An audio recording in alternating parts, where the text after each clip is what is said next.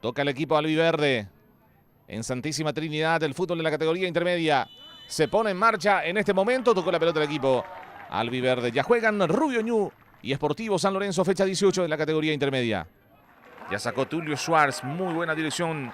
Ese pase por derecha para que baje y profundice. Allí está Ramos, viene la pelota para él, está para definir el pase atrás. Está el primero, gol.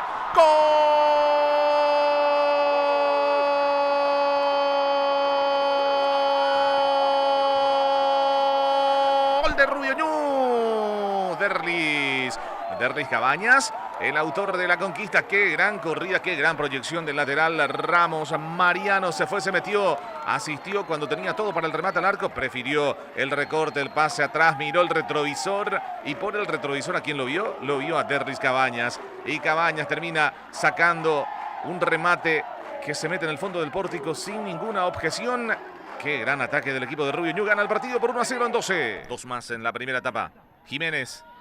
Avanza Rubio Ñu, Jiménez, qué buena conexión, Jiménez. ¡Gol!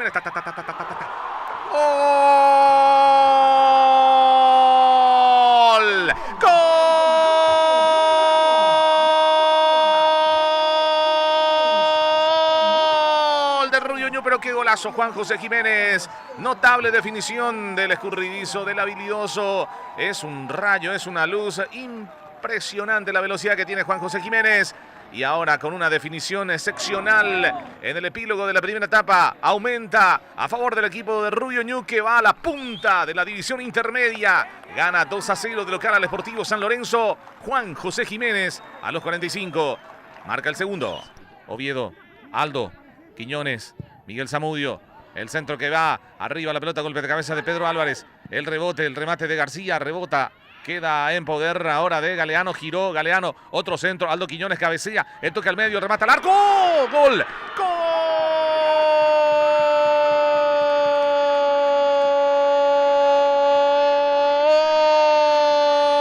¡Gol del Sportivo San Lorenzo! Maximiliano García, sucesivos rebotes dentro del área y finalmente termina sacando el tiro que sentencia la portería del cuadro albiverde. El lateral por la zona derecha, Maximiliano García, el autor del gol. Descuenta el equipo rayadito que se mete en el partido nuevamente. Después de cierto enredo en el área, la claridad la termina metiendo Galeano con este giro. El centro con la zurda.